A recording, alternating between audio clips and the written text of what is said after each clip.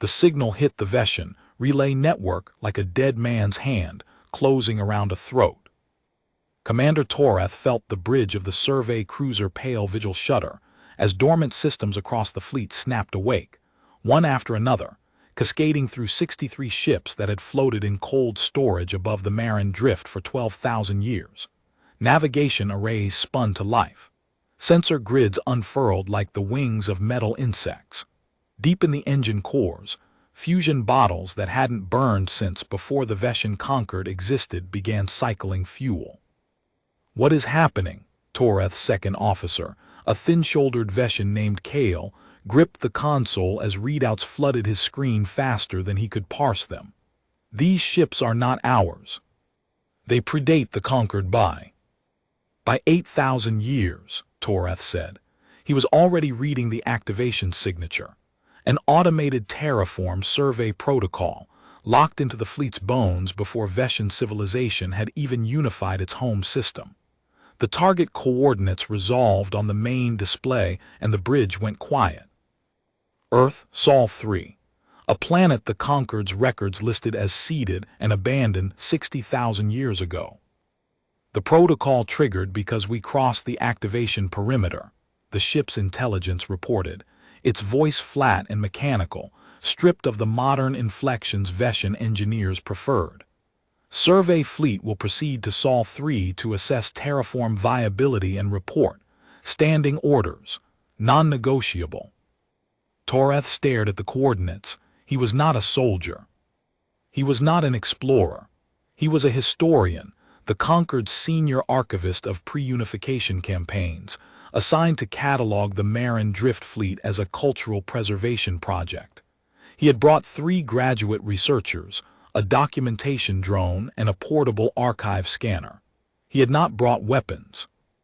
And now 63 ancient warships were dragging his cruiser toward a planet no living Veshin had ever visited, on orders written by people who had been dead for longer than his civilization had existed. "Can we override?" Kale asked. "The protocol is hard-coded into the fleet's navigation spine," the ship's intelligence said. "Override would require physical access to each vessel's command core. Estimated time, 14 months. The fleet was already accelerating. Toreth sat down slowly in the command chair, a chair that had been designed for a military commander, not a historian with reading glasses and a cataloging stylus still tucked behind his ear. He pulled up the ancient mission file and began to read. 60,000 years ago, the Veshin Ascendancy, the empire that preceded the Conquered by millennia, had seeded Earth with engineered organisms designed to terraform the planet into a Veshin-compatible biosphere.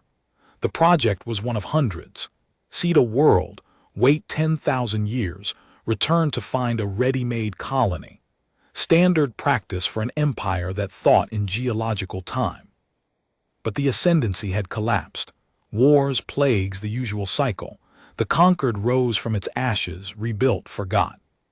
The terraform fleets drifted in their storage orbits, waiting for an activation signal that nobody remembered existed. Until Toreth's survey team crossed the perimeter. He scrolled deeper into the file. The seeding profile for Sol 3 was extensive, engineered microbiota to reshape the atmosphere, flora packages to stabilize soil chemistry, fauna packages to establish food chains, and at the bottom of the manifest, a line item that made Toreth's blood cool in his veins. Cognitive seed package, class 7 neural template, bipedal carrier organism, projected development window, 40,000 to 60,000 years to tool use. The Veshin Ascendancy had not just seeded Earth with plants and animals. They had seeded it with a sapient species. Engineered from Veshin neural architecture, wrapped in a biological chassis adapted to Earth's gravity and atmosphere. Humans were not native to Earth. They were a Veshin terraform product, designed to reshape the planet from the inside generation by generation until it was ready for Veshin colonists. "Commander," Kale said carefully, "if this file is accurate, then there may be a sapient population on Sol 3 that was engineered by our predecessors and abandoned for 60,000 years. Toreth removed his reading glasses and cleaned them, which was what he did when his hands needed something to do besides shake. And we are arriving with a fleet of warships on an automated terraform survey protocol that predates their existence. What does the protocol say happens when the survey fleet arrives? Toreth read the next section. Assess terraform progress. If target biosphere achieved, prepare for colonist arrival. If sapient seed population present, evaluate. If population has exceeded projected development parameters, submit report and await ascendancy instruction. It says to evaluate, Toreth said. And if the population has not exceeded parameters? Toreth did not answer. He didn't need to. They both understood what a 60,000-year-old imperial terraform protocol would do with a seed population that hadn't met benchmarks. The word in the file was reclamation. It meant what it always meant. Then, the youngest of his graduate researchers pulled up a secondary file. Her hands were trembling, but her voice held steady. Commander, there's a reclamation specification here. Atmospheric purge using the fleet's ventral dispersal arrays. Complete biosphere sterilization within 40 standard days. The protocol treats it as routine maintenance. Routine, Sala repeated, the word landing like a stone in water. Routine for an empire that engineered species the way we engineer drainage systems, Toreth said. The Ascendancy built living things and filed them under infrastructure. The fleet crossed the outer boundary of Sol System 9 days later. Toreth had not slept well during the transit. The command chair was not designed for sleeping, but he had taken to dozing in it because the alternative, his own bunk in the Pale Vigil's crew quarters, put him too far from the archive terminal. He dreamed about the cognitive seed package. In the dream, he was the one being seeded, planted in soil he had never seen, given a neural template that was not his own, told to grow in a direction someone else had chosen. He woke each time with his cataloging stylus clutched in his hand like a weapon. Kale brought him a status report on day 5. The fleet's automated systems had been running self-diagnostics during transit, and the results were disturbing. The weapons arrays on the 63 warships were operational. Not functional in the degraded museum piece sense that Toreth had assumed. Operational. The Ascendancy had built these ships to last, and 12,000 years of drift had not dulled their teeth. The ventral dispersal arrays, the ones the reclamation subroutine would use for atmospheric purge, were cycling through warm-up sequences. The fleet was not just traveling to Earth, it was preparing. How long until the arrays reach full readiness? Toreth asked. They've been warming up since activation, Kale said. Current estimate, they'll be fully operational approximately 3 days after we arrive in Sol System. 3 days. The fleet would arrive, the arrays would come online, and the protocol's 90-day assessment window would begin. If no Ascendancy officer transmitted an override within that window, the arrays would fire, automatically, without hesitation, without remorse, because machines don't have remorse. Toreth had spent those 9 days in the archive, reading everything the ancient database held on the Sol 3 project. He learned that the Ascendancy had seeded 412 worlds across this arm of the galaxy. He learned that the cognitive seed packages had been deployed on only 19 of them. The rest received only flora and fauna. He learned that no survey fleet had ever returned to check on any of them. He also learned, from a personnel manifest buried in a subdirectory, that the original survey fleet had carried a historian, an archivist assigned to document the terraform results for the Ascendancy's records. The same role Toreth now held, 60,000 years later, on a ship that had woken itself up to finish a job its masters had forgotten. The symmetry did not comfort him. It kept him awake at night, staring at the ceiling of the command chair alcove, wondering if the original historian had felt the same unease. The sense of being a witness to something that should never be witnessed because it should never happen. On day 6, Venn discovered a subarchive of the Ascendancy's Biological Engineering Division. The files described the cognitive seed package in clinical detail. The neural template had been derived from Veshan brain architecture, specifically from the Ascendancy's officer caste, which had undergone genetic standardization centuries before the seeding program began. The engineers had taken their own cognitive blueprint, modified it for a different body plan, compressed the developmental timeline, and inserted adaptive parameters that would allow the resulting species to modify itself through natural selection. They had, in essence, made a copy of themselves that could evolve. They didn't just build a tool, Venn said, reading through the specifications with growing horror. They built a mirror, a version of themselves that could change in ways they couldn't. The adaptive parameters, the engineers removed the genetic locks that kept the Veshan officer caste stable. They gave the seed population the one thing the Ascendancy denied its own people: the ability to become something other than what they were designed to be. Which is why the reclamation protocol exists, Torath said. Insurance. If the mirror reflects something the Ascendancy doesn't like, break the mirror. On day 4 of the transit, Dren found something worse. A performance log from one of the other seeding projects, World Designation Keth 7, where a survey fleet had returned after 30,000 years, found the cognitive seed population still at a pre-tool use stage and executed reclamation. The log was clinical. Atmospheric purge initiated. Biosphere reset to baseline. Seed stock replenished. New development window projected. The entire species, 30,000 years of evolution, adaptation, cultural development at whatever level they had reached, reduced to a single line in a maintenance report. They did it before, Dren said. He looked ill. They did it 11 times, Torath replied. He had found the other logs. 11 worlds, 11 seed populations that didn't develop fast enough, sterilized and restarted like failed experiments. Kale looked at the Sol 3 approach vector on the main display. And now we're carrying the same protocol toward a 12th. Approaching Sol system perimeter, the ship's intelligence announced. Passive sensors engaging. Beginning long-range assessment of Sol 3. Torath stood at the main display with Kale and his 3 graduate researchers, Venn, Sala, and Dren. All of them crowded together as though proximity might soften whatever came next. The first readings arrived. Atmosphere, Kale read. Nitrogen-oxygen mix. Stable, well within the original terraform parameters. So the seeding worked, Venn said. Her voice carried the excitement of someone who still thought discovery was uncomplicated.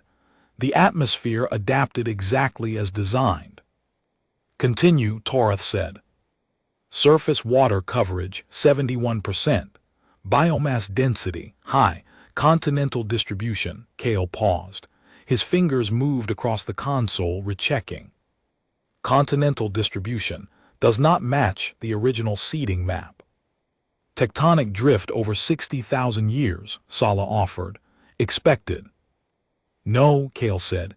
The continents are in approximately the correct positions, but there are structures on them. The display refined, and Torath felt the floor shift beneath him in a way that had nothing to do with the ship's engines. The structures were cities, not ruins, not the crumbling remains of a seed population that had reached tool use and stalled. Cities that burned with light, cities that sprawled across coastlines and climbed mountain ranges and spread in geometric precision across plains that the Ascendancy's seeding map had designated as grassland zones. Scale, Torath whispered. Kale magnified. The cities had towers that reached into the cloud layer. Transportation networks threaded between them like capillaries, surface, subterranean, aerial. Energy signatures pulsed from every continent. The planet was not sleeping. It was not waiting. It was alive with a civilization that had blown past the projected development window by a margin that made the original timeline look like a child's guess. The projected development window was 40 to 60,000 years to tool use, Dren said, reading from the ancient file. Tool use, not this. They were supposed to be making hand axes by now, Sala said. Her voice had gone flat. Chipping rocks. Maybe basic agriculture. Ven pulled up the Ascendancy's development projection model, a curve that started at 0 and climbed slowly toward tool use over 60,000 years. She overlaid it with the sensor data. The projection curve looked like a gentle slope. The actual development looked like a wall. The two lines diverged so violently that the display couldn't render them on the same scale. The model assumed linear cognitive development, Ven said quietly. It didn't account for exponential growth. The Ascendancy's engineers designed a neural template capable of recursive self-improvement and then projected its development using a linear curve. They built a species smarter than themselves and didn't realize it. Orbital scan, Toreth ordered. The passive sensors swept upward, and the bridge went silent in a way that Toreth had only read about in accounts of first contact events. The silence that happens when every mind in a room tries to process the same impossible thing simultaneously. There were ships in orbit around Earth. Not satellites, not space stations. Ships, warships, vessels that dwarfed the Pale Vigil the way the Pale Vigil dwarfed a documentation drone. They hung in orbital formations that suggested not a fledgling space program but a mature military infrastructure, and their hulls caught the light of Sol and reflected it in a way that made them look like they had been forged from the star itself. Count Toreth said. I am counting, Kale replied. His voice had developed a tremor. The problem is that I keep finding more. Current tally, 347 capital-class vessels in high orbit, an additional 800-plus support craft in lower orbital bands. Commander, there are defense platforms. What kind? The kind that are now tracking us. Weapons profile. Kale worked the console. His jaw tightened. I cannot determine a weapons profile because the sensors cannot identify the weapon systems. They're reading as solid hull. No turrets, no ports, no external arrays. Either the ships are unarmed, which contradicts the defense platform formation, or the weapons are internal and our sensors lack the resolution to detect them. Or the weapons operate on principles our sensors don't recognize, Sala said. Nobody replied to that. Nobody needed to. Toreth looked at the display. 63 ancient Veshan warships, their hulls pitted by 12,000 years of drift, their weapons systems designed for an empire that had collapsed before humanity's ancestors had learned to walk upright. And ahead of them, a planet wrapped in a defense grid that made the entire Veshan fleet look like a museum exhibit arriving at a live-fire range. The terraform survey protocol, Toreth said slowly. What does it classify this as? The ship's intelligence took 4 seconds to respond, which was an eternity for a system that usually answered in fractions of a second. Sol 3 cognitive seed population has exceeded projected development parameters by a factor that cannot be expressed within the protocol's original assessment framework. Population has achieved spacefaring status. Population has achieved planetary defense capability. Population has achieved. The system does not have a classification for this. Try. The nearest equivalent in the Ascendancy's records would be a peer-level civilization, but the Ascendancy did not have a protocol for encountering a peer-level civilization that it had created. Toreth let that settle. A seed population. A species the Ascendancy had engineered in a lab and planted on a rock and forgotten about while their empire burned. And in 60,000 years, that species had built something that the Ascendancy's own automated systems couldn't categorize. We need to stop the fleet, Toreth said. The protocol does not allow. I am aware of what the protocol allows. What I am telling you is that if 63 warships on an ancient terraform survey protocol approach a planet with that kind of defense grid, The result will not be a survey. It will be a massacre. Ours. Commander, Kale said, we're being scanned. It was not a ping. It was not a passive sweep. The scan that hit the Veshan fleet was a thing of precision and depth that peeled back every layer of their ships like a surgeon examining tissue. Toreth watched as the human scanning systems cataloged the fleet's armaments, engine capabilities, crew complement, hull composition, and structural integrity in approximately 11 seconds. 11 seconds to dissect 63 warships down to their molecular composition. They know everything about us now, Kale said. Good, Toreth said, and he meant it. Then they know we're not a threat. Commander, Ven said from the secondary console, her voice tight. The fleet's weapons systems are cycling. The protocol is interpreting the defense platforms as a hostile presence and moving to engagement posture. Toreth's blood went cold. Can we? Already tried. The weapons systems are under protocol control. We cannot deactivate them from this ship. The ancient warships were preparing to fire on Earth's defense grid. 60,000-year-old weapons against a civilization that had exceeded every parameter the Ascendancy had ever imagined. It would be less a battle than an insult, but the humans wouldn't know that the Veshan fleet was acting on autopilot. They would see weapons cycling and respond accordingly. Open all frequencies, Toreth said. Every band we can broadcast on, now.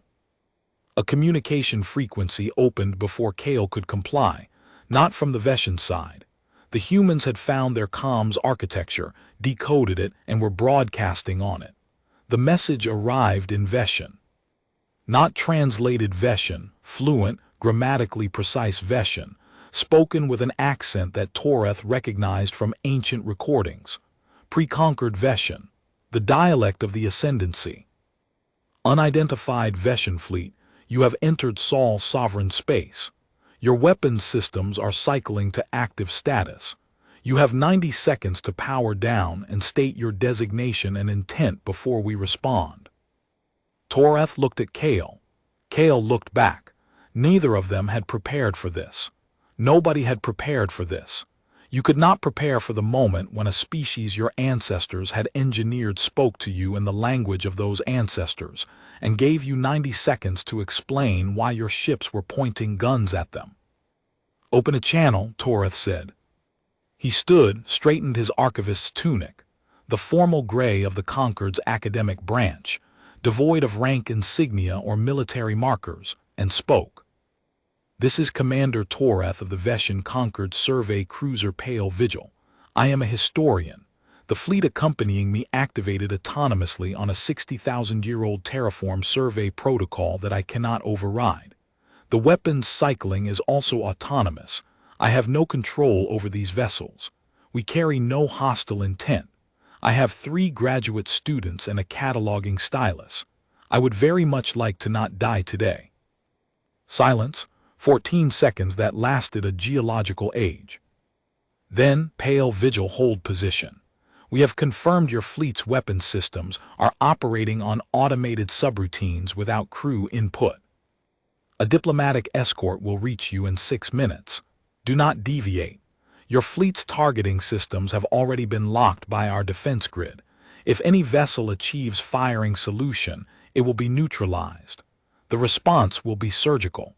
We will not destroy ships with living crew aboard unless given no alternative. Understood, Toreth said. Nothing will fire, I give you my word. Your word is noted. Your weapons locks are more convincing. Hold. The channel closed. Toreth exhaled. His hands were shaking and he didn't bother hiding it. Around him, his graduate students looked like they had aged a decade in the last 3 minutes. They speak Veshan, Ven said. How do they speak Veshan? Because we made them, Toreth said quietly. Or rather, the Ascendancy did. They were designed with Veshan neural architecture. It's possible they recovered the language from their own genetic memory, or from Ascendancy artifacts left during the seeding. Or they've been watching us, Dren said, for a very long time. Commander, Kale said. They said surgical. They said they can neutralize individual ships without destroying the ones with crew. That means they can distinguish between crewed and automated vessels in our fleet. They scanned us in 11 seconds, Kale.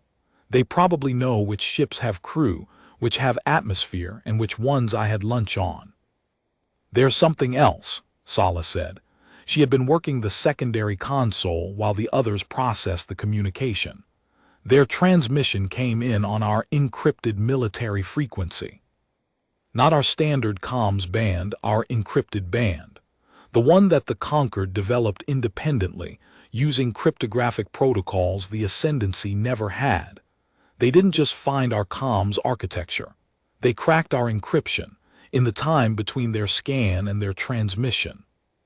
Torath absorbed that. 11 seconds to scan 63 warships. Another few seconds to crack military-grade encryption that the Conquered's own intelligence division had spent decades developing. And they had used that capability to deliver a polite warning instead of an attack. They could have destroyed us without warning, Dren said, arriving at the same conclusion. They could have destroyed us without noticing, Torath corrected. The fact that they chose to talk first tells me something important about the species the Ascendancy created. What? That they are nothing like the Ascendancy. The diplomatic escort arrived in 4 minutes, not 6. 2 vessels, each one roughly the size of the Pale Vigil, which was the largest ship in the Veshan fleet. They moved with the controlled precision of apex predators who had decided not to hunt, this time. Their hulls were seamless, dark gray, with no visible weapons ports, which Torath found more frightening than bristling armaments because it meant the weapons were internal and could deploy in configurations he couldn't predict. As the escort vessels approached, Torath watched one of them pass between the Pale Vigil and the nearest automated Veshan warship. The warship's weapons, which had been cycling toward the escort vessel, simply stopped. Not powered down. Stopped. As though the weapons systems themselves had been frozen in place by something the escort vessel had done without visibly doing anything at all. Did they just, Kale started. They disabled a Veshan weapons array without firing a shot, without making contact, and without any detectable energy output, Sala said, reading her console. I have no idea how. The escort vessels took position on either side of the Veshan fleet and guided them to a holding orbit far from the main defense grid. Not a parking orbit, a containment orbit. The distinction was not lost on Torath. One by one, each automated warship in the fleet went quiet, weapons disabled, engines throttled to station keeping, systems held in a state that Torath could only describe as enforced sleep. The humans had pacified the entire fleet without destroying a single vessel. A shuttle detached from the lead escort vessel and docked with the Pale Vigil. The docking procedure was flawless. The human shuttle's coupling mechanism interfaced with the Pale Vigil's airlock as though it had been designed for Veshan ships, which, Torath realized with a start, it probably had been. They had studied the Marin drift fleet for 9,000 years. They had likely reverse-engineered every airlock configuration in the fleet's inventory. The airlock cycled, and Torath went to meet whoever walked through, still in his archivist's tunic, still with his cataloging stylus behind his ear, because he had decided that the most honest thing he could do was look exactly like what he was. The human who stepped through the airlock was tall, taller than any Veshan, with dark skin, close-cropped gray hair, and eyes that carried the particular weight of someone who had spent a lifetime reading between lines. She wore a uniform that was clearly military in cut, but bore an insignia Torath didn't recognize. An open book overlaid with a star chart. "Commander Torath," she said. "I am Director Adiz Akafar Vasquez, Terran Historical Verification Division." She looked at his tunic, at the stylus behind his ear, at the reading glasses hanging from a chain around his neck. A flicker of something crossed her face. Recognition, maybe, or irony. They sent a historian. "I was already here," Torath said. "The fleet was not supposed to wake up." "I know," she said. "We've been tracking your drift fleet at the Marin Drift for 9,000 years. We knew the activation perimeter existed. We expected someone to cross it eventually."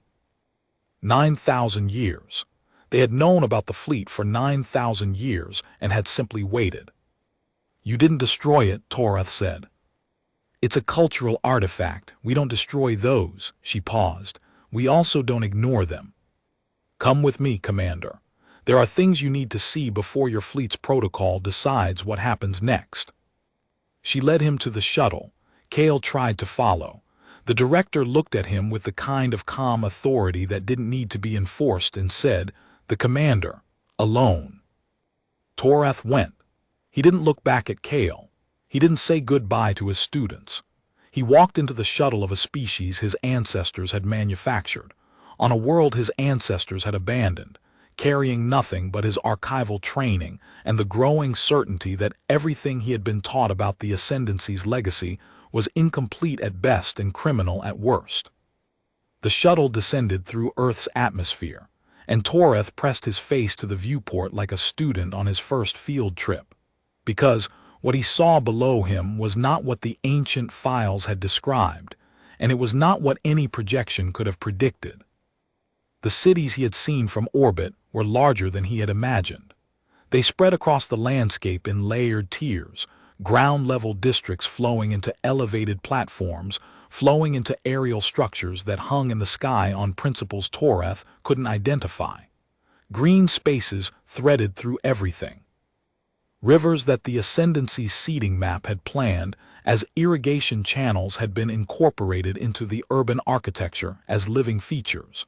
Waterfalls cascading between tiers, canals reflecting the skyline, reservoirs serving as public gathering spaces. And above it all, the warships. Seen from the surface, they were even more staggering. A capital-class vessel hung in the daytime sky like a second moon, its hull catching the sunlight, casting a shadow that moved slowly across the city below. Humans walked beneath it without looking up. It was part of their sky. Normal, background, the way a mountain is background. "You're seeing New Lagos," Director Akafor Vasquez said. "Population, 47 million, one of 83 major metropolitan centers. This is not our largest city." "What is your largest?"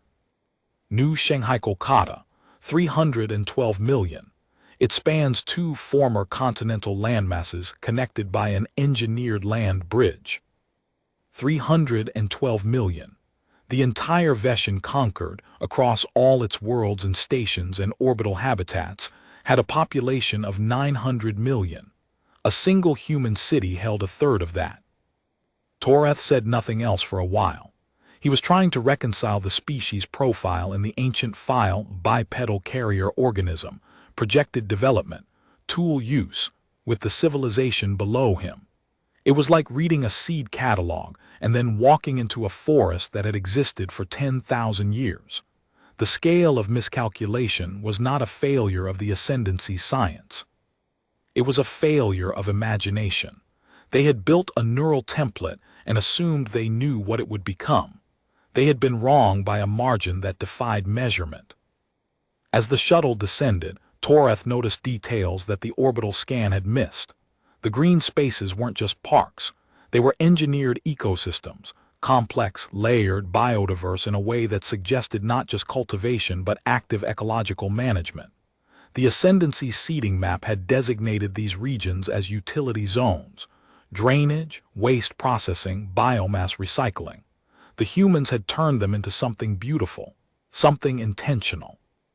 They had taken the infrastructure their designers had planned and elevated it into art. He saw a school through the viewport, or what he assumed was a school, an open-air structure with children moving through it, their movements suggesting play and learning intertwined. The children looked up as the shuttle passed overhead. A few waved. They weren't afraid of the alien vessel descending through their sky. They weren't afraid of anything in their sky. The defense grid was there. The warships were there. Their world was protected by a civilization that had spent 60,000 years learning how to protect itself. And the children who lived beneath that protection had the luxury of waving at strangers. Toreth thought about the 11 worlds where the reclamation protocol had been executed. About the children on those worlds who had not waved at the fleet descending through their sky because the fleet had not come to visit. It had come to erase them, and it had succeeded 11 times because there had been no one like Toreth on the command bridge to say stop. The shuttle banked over the city center. Toreth caught sight of something that made his breath stop, a structure rising from the heart of the metropolitan zone, a tower that wasn't a tower. It was a space elevator, a carbon-dark ribbon stretching from the city floor up through the cloud layer and beyond, vanishing into the upper atmosphere where he knew it connected to orbital infrastructure. The Ascendancy had theorized about space elevators. They had never built one. Their terraform product had. "How many of those do you have?" Toreth asked. 14. The shuttle landed at a complex on the outskirts of New Lagos. Low buildings, carefully maintained, surrounded by gardens that mixed Earth-native plants with species Toreth didn't recognize.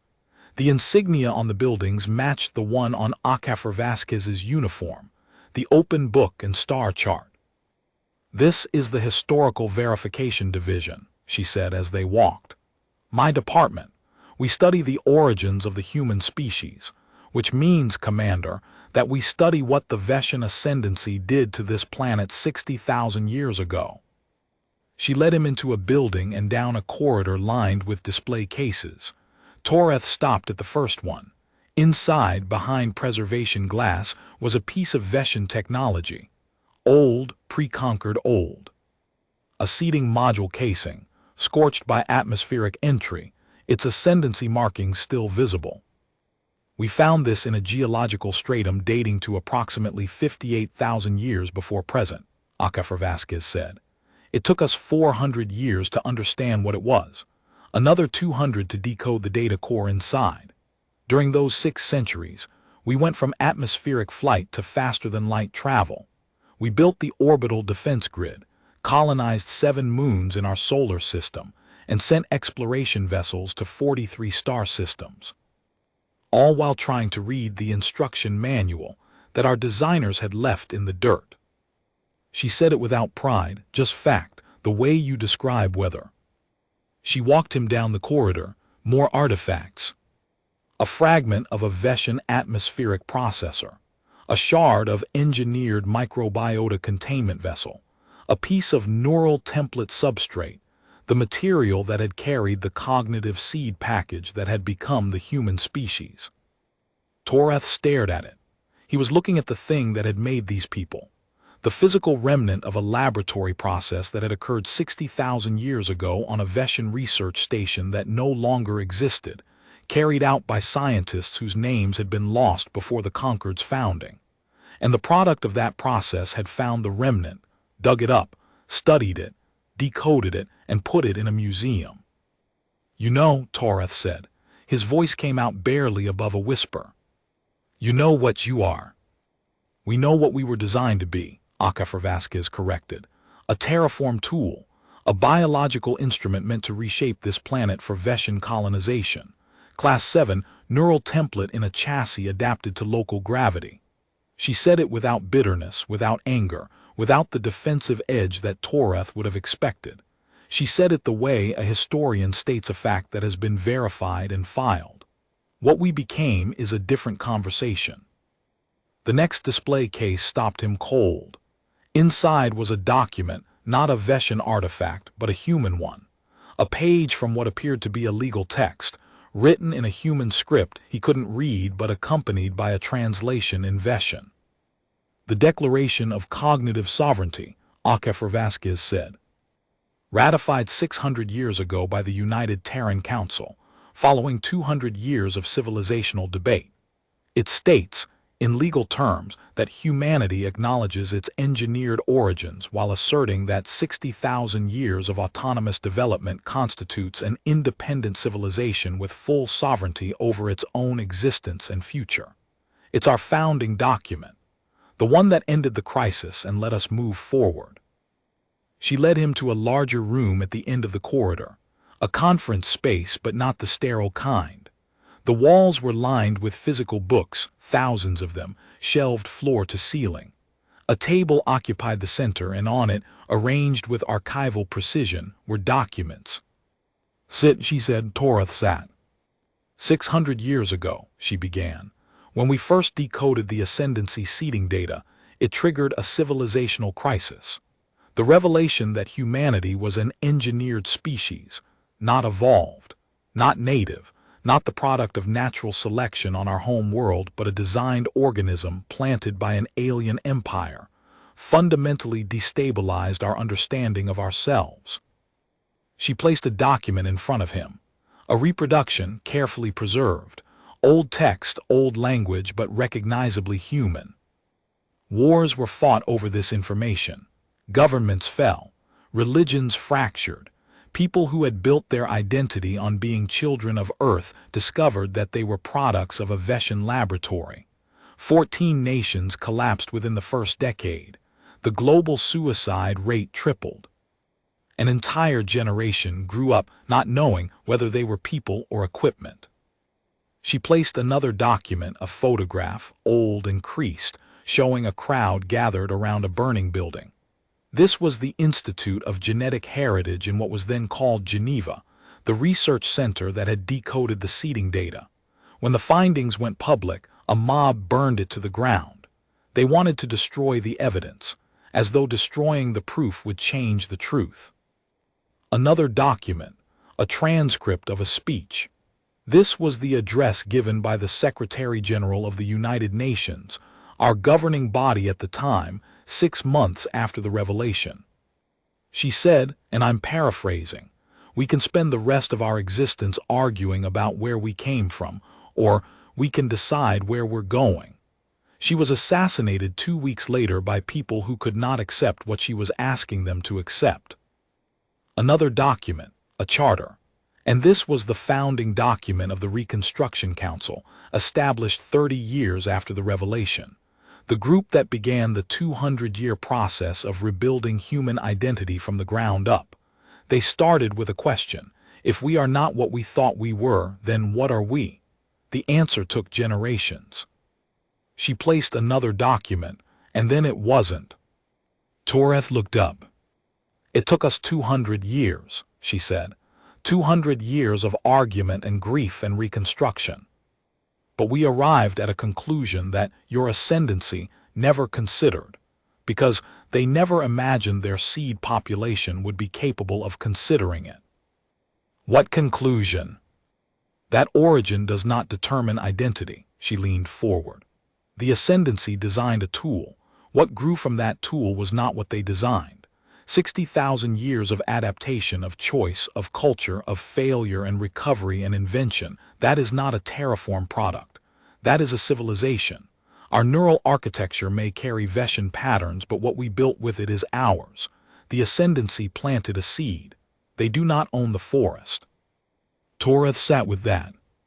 He thought about the conquered's own history, built on the ashes of the ascendancy, using ascendancy technology, speaking ascendancy-derived languages. The conquered had never questioned its right to exist as something separate from its predecessor. Yet here they were, struggling with the idea that a species they had created might have done the same thing. "Director," he said, "the fleet protocol, you said you've been tracking it for 9,000 years. You know what it does?" "Yes." "Then you know that when the survey is complete, the protocol will transmit results back to the activation perimeter for relay to what it thinks is the ascendancy's colonial administration. And if the results indicate that the seed population has exceeded parameters, it submits a report and awaits instruction from an empire that no longer exists. We know. The protocol is waiting for orders from dead people. But the fleet's automated systems don't know that. And there's a secondary subroutine in the protocol. If no instruction is received within a standard assessment window, 90 solar days, the fleet defaults to reclamation. It will attempt to sterilize the biosphere and restart the terraform cycle." The room went very still. "You're telling me," Akafar Vasquez said, her voice even, that your ancestors built an automated genocide protocol into a terraform survey fleet, and that it has a 90-day timer. I'm telling you what I found in the files. The protocol was written 60,000 years ago by an empire that viewed seed populations as biological tools. If the tool exceeded specifications, the protocol assumed malfunction. Reclamation is the reset. I found 11 other worlds where it was executed. 11 species that didn't develop fast enough, sterilized and restarted. Akefer Vasquez's expression did not change, but something shifted behind her eyes. Not surprise, recognition, as if a theory she had held for a long time had just been confirmed. We found the reclamation subroutine in the seeding data we decoded, she said. 600 years ago. It's one of the reasons we built the defense grid. You knew. We suspected. The seeding data was fragmented. We could see the outlines of a contingency protocol but couldn't reconstruct the trigger conditions. Now you've confirmed them. She stood, walked to a comm panel on the wall, and spoke in a language Toreth didn't understand, rapid, precise, carrying the cadence of military urgency compressed into academic comm. She returned to the table. When did the timer start? When the fleet crossed into Sol system, 9 days ago. 81 days, she said. That's what we have to find a clean override. We can destroy the fleet. We've been able to destroy it for 9,000 years. But those ships are the most complete Ascendancy-era artifacts in existence. Destroying them means losing irreplaceable historical data. You would preserve the fleet that's counting down to kill you because it's historically significant, Toreth said. We're historians, Commander, both of us. If we can shut it down instead of blowing it up, we should try. I can help, Toreth said. I know the Ascendancy's archival systems. I've spent my career studying them. The protocol's command architecture is pre-conquered. It's the system I specialize in. If there's an override, it will be buried in the fleet's original documentation, and I am quite possibly the only person alive who knows how to read those files. Why would you help us? The question was not hostile. It was the question of a historian who needed to understand motivation before trusting action. Toreth removed his reading glasses and set them on the table. Director, I came here to catalog a derelict fleet for a museum exhibit. Instead, I have discovered that my civilization's predecessor engineered a sapient species, abandoned it for 60,000 years, and left behind an automated system designed to destroy it if it turned out too well. I am a historian. I believe that the purpose of studying the past is to prevent its crimes from repeating. And this, he gestured at the documents on the table, at the artifacts in the corridor, at the city visible through the window. This would be the greatest crime in the history of my species, committed by machines acting on the orders of dead men. I will not allow it. Akefer Vasquez studied him, then she nodded once. You'll have access to our archives, she said. Everything we've decoded from the Ascendancy artifacts, and I'll assign you a counterpart, one of our historians who specializes in preceding Veshan records. Between your knowledge of the archival systems and our 600 years of decoded data, we may find the override. They worked. For 37 days, Toreth worked in the Historical Verification Division alongside a human historian named Dr. Udo Anderson Khatri, a quiet man with precise hands and an encyclopedic knowledge of Ascendancy-era notation systems that rivaled Toreth's own. They ate together, argued over translations, corrected each other's errors, and slowly, methodically dismantled the protocol's command architecture layer by layer. Anderson Khatri met him on the first morning with a handshake and a cup of coffee, a hot, dark liquid that Toreth found bitter but oddly compelling. Historians' fuel, Anderson Khatri said. You'll develop a taste for it by day 3. He was right. The work was painstaking. The Ascendancy's filing system was designed for an empire, not for readability. Command protocols were nested inside administrative subroutines, which were nested inside maintenance logs, which were indexed by a classification system that had been obsolete for 8,000 years before the Conquered even existed. Toreth would spend an entire day translating a single document, only to discover it was a requisition form for hull sealant. Anderson Kotry would cross-reference decoded fragments from the human archives, finding pieces that fit Toreth's translations and pieces that contradicted them, and they would argue over the discrepancies until one of them found the error. On day 12, they found the protocol's decision tree. It confirmed what Toreth had feared: reclamation was not a backup option. It was the default. The protocol assumed that any seed population that had exceeded projected development parameters was malfunctioning and needed to be reset. The only way to prevent reclamation was an explicit override from a ranked ascendancy officer. On day 14, a setback. The protocol's encryption layer, a security measure Toreth hadn't anticipated, locked them out of the command's subroutine hierarchy. 3 days of work erased. Anderson Kotry stayed calm.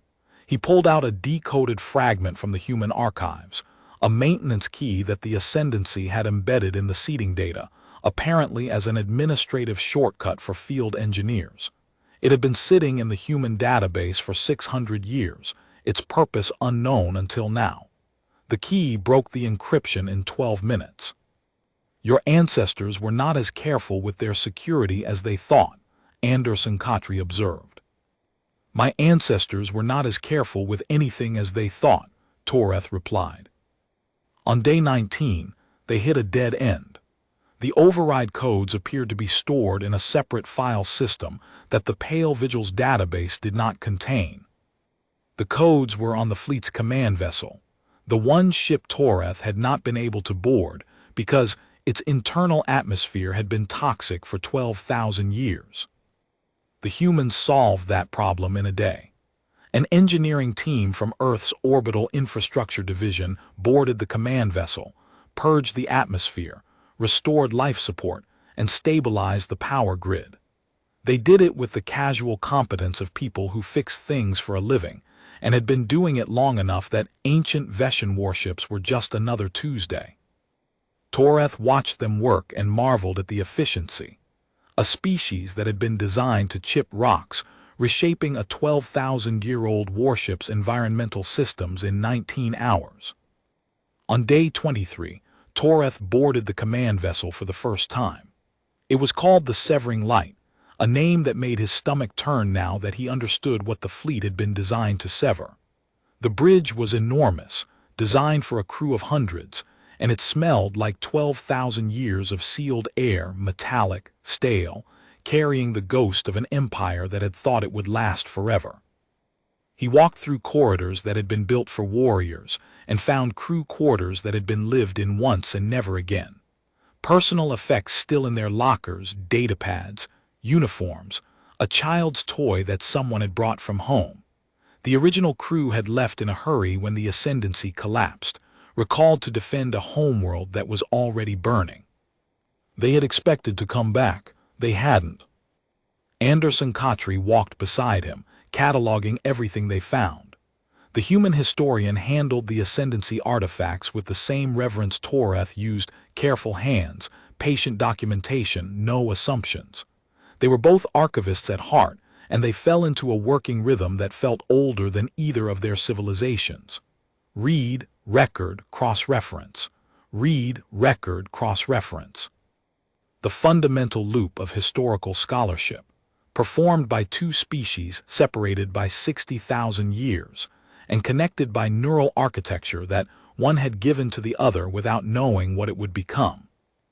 On day 26, Toreth found the Reclamation Operations Center, a dedicated section of the Severing Light's lower decks, sealed behind blast doors, containing the control systems for the atmospheric purge arrays. The room was clinical, sterile, designed for efficiency. There were no windows. The people who operated this room were not meant to see what happened outside when they pushed the button. The Ascendancy had understood that even trained soldiers might hesitate if they could see the world they were sterilizing. So they had built a room without a view, and staffed it with technicians who saw only numbers on a screen. "This is where they did it," Toreth said. 11 times, from a room that looks like an accounting office. Anderson Kotri photographed every surface. His hands were steady, but his jaw was tight. "The banality of it," he said. "That's what gets me, not the scale, the banality." Toreth learned things during those weeks that he had never expected to learn. He learned that humanity had sent exploration vessels to 3 of the other 18 worlds, where the Ascendancy had deployed cognitive seed packages. On 2 of them, the seed populations had died out, failed to adapt, failed to develop, claimed by predators or climate shifts or the simple grinding mathematics of extinction. On the 3rd, a species had survived. Pre-industrial, thriving, completely unaware of their origins. "We didn't tell them," Anderson Kotri said when Toreth asked. "We debated it for 60 years and decided that the knowledge nearly destroyed us. We'll wait until they're ready if they ever are. And we'll be there if they need help." "You're protecting them." "We're doing what the Ascendancy should have done, checking on them, making sure they're safe, not treating them as inventory." Toreth thought about the Ascendancy. They had seeded 412 worlds and never gone back to check on a single one. Humanity had found 3 sister species and was already standing watch. On the 31st day, Anderson Kotri showed him something that changed how Toreth understood Earth. A database of cultural development, not humanity's, but the sister species on the 3rd world, the one that had survived. Humanity had been studying them for centuries, not interfering, not guiding, studying, learning their languages from orbit, cataloging their art, their music, their myths, watching them develop at their own pace, on their own terms. "We have a word for it," Anderson Kotri said. "Stewardship. It means caring for something without owning it." "The Ascendancy had a word for it too," Toreth said. "They called it asset management." Anderson Kotri looked at him. "And which word does the conquered use?" Toreth didn't answer. He wasn't sure he knew. But he was beginning to learn. On day 33, he attended what Anderson Kotri called a remembrance session, a gathering at the Historical Verification Division, where researchers presented new findings about the seeding program and its implications. Toreth expected a lecture. What he found was closer to a ceremony. A room of 200 humans, sitting quietly, listening to a young researcher present evidence of the 11th reclamation, the most recent one they had been able to reconstruct. The researcher described the species that had been sterilized, aquatic, communal, developing a written language based on water pressure patterns.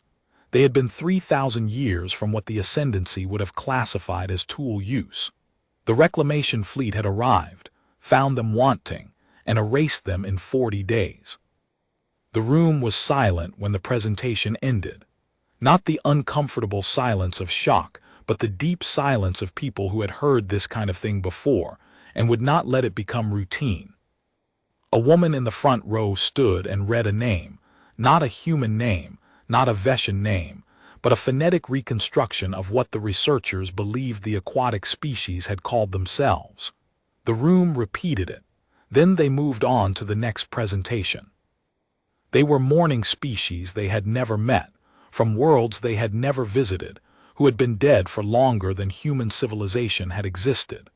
They were keeping the record, bearing witness, refusing to let the Ascendancy's crimes vanish into the silence that empires leave behind when they fall. Toreth sat in the back of the room and wept.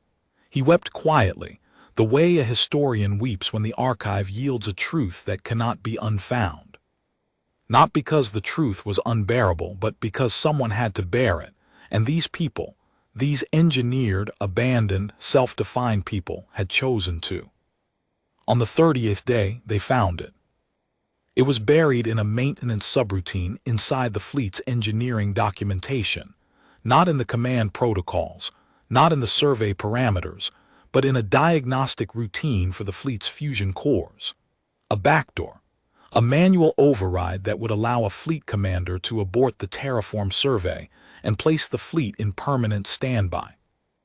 It had been included, as near as Toreth could determine, because even the Ascendancy's engineers had recognized that an automated genocide protocol with no off switch was dangerous. The override requires a command authorization from a ranked Ascendancy officer, Toreth said, transmitted from the fleet's command vessel. You're a conquered archivist, not an Ascendancy officer, Anderson Khatri pointed out.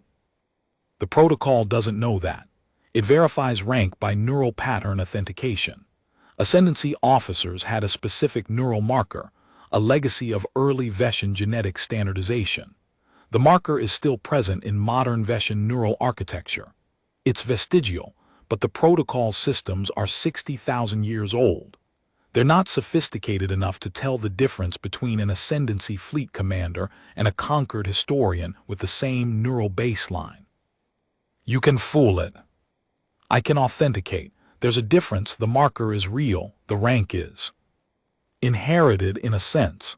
The Ascendancy built the authentication system around Veshan biology. I am Veshan.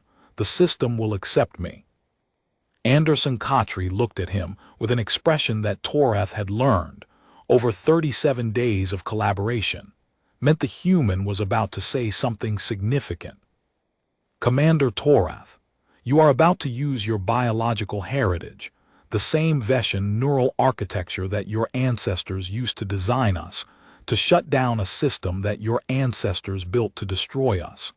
There is a symmetry here that I think you appreciate. I am a historian, Toreth said. I live in symmetry. They spent that evening on the balcony of the research wing, looking out over New Lagos at dusk. The city's lights came on tier by tier, rising from the ground districts to the aerial platforms, and for a moment, in the amber glow of a civilization that had no right to exist and existed magnificently, Toreth felt something he had never felt in his career. Not the satisfaction of a cataloging problem solved. Not the quiet thrill of a translated fragment clicking into place. Something larger. Something that hurt. Homecoming, that was the word. He was Veshan. He had never been to Earth. And yet the neural architecture in his skull, the same architecture that the Ascendancy had copied and seeded and abandoned, recognized something in this place. Not the planet, not the culture, the will behind it, the decision to grow past the blueprint, to become more than the design allowed. The conquered had inherited the Ascendancy's language and technology, but it had never inherited its ambition. The conquered was a maintenance civilization, stable, careful, archival. It preserved. It did not aspire. And here was a species built from the same cognitive blueprint that had looked at its own source code and said, we can do better than this. He understood now why the Ascendancy had included the reclamation protocol. Not because they feared the seed populations would fail, because they feared the seed populations would succeed, would surpass, would become the thing the Ascendancy had never dared to be, a civilization that could change. They didn't wait, but preparation took time. The override required precise calibration. The neural authentication panel hadn't been activated in 12,000 years, and its power systems needed to be brought online in a specific sequence that Toreth had to reconstruct from fragmented engineering logs. Anderson Khatri worked alongside him, cross-referencing the human-decoded Ascendancy data with Toreth's archival expertise, filling gaps that neither could have filled alone. On day 39, they were ready. Toreth stood on the bridge of the Severing Light with Anderson Khatri, Director Akafar Vasquez, and a security detail of 4 human soldiers who stood at the perimeter with the studied casualness of people who could kill everything in the room in under 2 seconds. Through the viewport, Earth hung in the black, wrapped in the faint shimmer of its orbital defense grid. 51 days remained on the timer. The dispersal arrays on 63 warships hummed with the patient readiness of machines that did not care what they destroyed. The override console was active. The neural authentication panel glowed with the pale blue light that the Ascendancy had used for all its interfaces, a color that the conquered had inherited, a color that Toreth now realized humans had independently incorporated into their own technology. Neural architecture echoes. The Ascendancy's design fingerprints showing up 60,000 years later in a species that had decoded them, understood them, and made them their own. "Ready?" Akafor Vasquez asked. Toreth placed his hand on the authentication panel. The surface was cold, 12,000 years of dormancy, and the alloy still felt like it had been forged yesterday. Ascendancy engineering, built to last longer than the empire that built it, built to outlast the conscience of its creators. The system scanned his neural pattern. Toreth felt it, a faint tingle at the base of his skull, where the vestigial markers sat in his neural architecture like fossils in bedrock. The system compared his pattern against the Ascendancy's officer baseline. For a horrible, stretched moment, Toreth wondered if the system would reject him, if the markers had degraded too far over the millennia, if the Ascendancy's engineers had built a lock that no modern key could open. If the countdown would continue, and the humans would be forced to destroy the fleet after all, lose the artifacts, lose the records, lose the proof of what the Ascendancy had done to 11 worlds. The panel pulsed. Authentication confirmed. Ascendancy officer, rank, fleet command, awaiting instruction. Toreth's breath left him in a rush. Beside him, Anderson Khatri exhaled too. Akafor Vasquez's hands, clasped behind her back, loosened by a fraction. "Override terraform survey protocol," Toreth said. His voice was steady now, the historian's voice, the voice that reads the record and speaks the truth and does not flinch. "Authorization, fleet command, severing light, abort all active survey operations, place fleet in permanent standby, cancel reclamation subroutine." "Confirm." The system processed. 3 seconds, 5, 8. The longest 8 seconds in the history of two civilizations, one that had built the machine and one that the machine had been built to destroy. The severing light's bridge hummed with power that had been cycling for weeks, building toward a sterilization event that would have been clinical, efficient, and meaningless. A machine following orders from a dead empire, killing a civilization that had outgrown the box it was born in. Override accepted. Terraform survey protocol, ABORTED. Reclamation subroutine cancelled. Fleet status, permanent standby, awaiting further instruction. "There will be no further instruction," Toreth said quietly. "The Ascendancy is gone. The fleet is released." The console dimmed. Across 63 ships, systems that had been running for 12,000 years, waiting, watching, counting down, went dark. The weapons that had been cycling toward readiness powered down. The dispersal arrays that had been warming since the fleet's activation cooled and went silent. The navigation systems that had been locked on Earth released their hold. One by one, like candles being extinguished in a cathedral, the warship's operational lights went out. The fleet exhaled, and it sounded like the death rattle of an empire that should have died completely 12,000 years ago, but had left one last fist clenched around a trigger. For a moment, nobody spoke. The bridge of the severing light was quiet in a way that Toreth had never experienced, the silence of a machine that had been told, for the first time in its existence, to stop.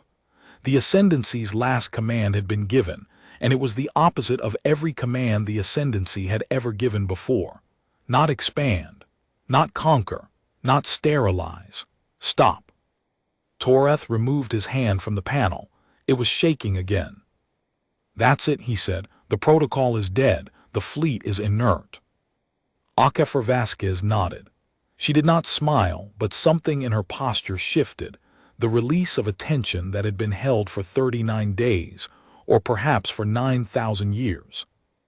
"Commander Toreth," she said, "on behalf of the Terran Historical Verification Division, and on behalf of the people of Earth, thank you." "I shut down a machine that should never have existed," Toreth said. "That does not deserve thanks." "It does from the people the machine was designed to kill." Anderson Khatri stepped forward and clasped Toreth's arm, a gesture Toreth had learned was reserved for moments of deep respect between humans. "You used the tools of the empire that built us to save us from the empire that built us." History doesn't produce symmetry like that by accident, Commander. It produces it because someone chooses the right side. One of the human soldiers at the perimeter, a woman who had not spoken a single word during the entire operation, lowered her weapon from the ready position to her side. She looked at Torath and nodded once. It was the smallest gesture imaginable. It was the largest thing Torath had ever received. Torath looked through the bridge viewport. Earth hung below them, blue and white and green, impossibly alive. The Ascendancy had looked at this world and seen raw material. They had planted a seed and expected a tool. What had grown instead was something that had found the planter's fingerprints in its own DNA, decoded them, understood them, and chosen, deliberately, after 200 years of crisis, to define itself by what it had built, not by what it had been built from. He thought about the three sister worlds, about humanity standing watch over species that didn't know they were being watched, about the care implied in that, the patience, the restraint, the willingness to let another civilization find its own path while quietly ensuring it survived long enough to do so. The Ascendancy had treated sapient species as biological tools. Humanity had found those same species and called them family. The Ascendancy had seeded worlds and forgotten them. Humanity had found those worlds and remembered. "Director," Torath said, "I would like to request an extension of my stay on Earth. My original assignment was to document the Marin Drift Fleet for the Concord's archives. I believe the scope of that assignment has expanded somewhat." "Somewhat," Akafar Vasquez agreed. There was a flicker of warmth in it, the first he had seen from her that wasn't wrapped in professional restraint. "I would like to document everything. The seeding, the discovery, the crisis and the reconstruction, the declaration of cognitive sovereignty, the sister worlds, what you've built, not for the Concord's archives for the shared record, the real history, the one that includes both our civilizations." Akafar Vasquez looked at him for a long time, then she extended her hand. Torath had learned this gesture over the past 37 days. He took it. "Welcome to Earth, Commander," she said. "We have a lot of history to write." In the weeks that followed, Torath did something no Veshan had done in 12,000 years. He lived among humans. He ate their food, learning to navigate cuisines that drew from every biome the Ascendancy had seeded and several that had evolved without Ascendancy input. He walked their streets, sat in their libraries, attended their lectures. He visited the Memorial of Engineered Origins, a structure in the old city district of New Lagos, where the walls were inscribed with the names of every species the Ascendancy had seeded across 412 worlds. The ones that survived, the ones that died, and the 11 that had been deliberately erased. He stood before the wall for the 11 reclaimed species for a long time. The names were phonetic reconstructions, the best guesses of human linguists working from fragmentary data. Most of the species had never developed written language. Some had never developed spoken language. They had communicated in ways the Ascendancy's assessment framework had not recognized as communication, chemical signals, pressure patterns, bioluminescent displays. The Ascendancy had looked for tool use and found nothing. The humans had looked deeper and found civilizations the Ascendancy had been too narrow to see. Next to each name on the wall was a small plaque describing what the human researchers had been able to reconstruct about the species, their biology, their social structures, their ecology. For the aquatic species from Keth 7, the plaque described a communal intelligence that operated through synchronized neural pulses across thousands of individuals. They had not been pre-tool use. They had been post-tool use. Their technology was biological, distributed, invisible to the Ascendancy scanners, because the scanners had been calibrated for metal and fire, not for living networks that thought as one. The Ascendancy had erased a civilization more advanced than itself, because it did not know how to recognize advancement that looked different from its own. Torath added that finding to his report. He added everything. 3 months later, Toreth stood on the observation deck of New Lagos's central archive, a building that was, he had learned, the largest repository of physical documents on the planet, housing 60,000 years of accumulated human knowledge in formats ranging from pressed clay to quantum crystal. Below him, the city pulsed with life. Above him, human warships caught the afternoon sun. Behind him, the stacks held the full record of a species that had been born as a tool and had become something its makers could never have conceived. He had sent his preliminary report to the Conquered a week ago. The response had been silence, the institutional silence of a government that needed time to absorb the fact that its predecessor civilization's greatest terraform project had produced a peer-level civilization, and that the Conquered senior archivist had diffused an automated genocide on its behalf. The silence didn't bother him. He knew what it meant.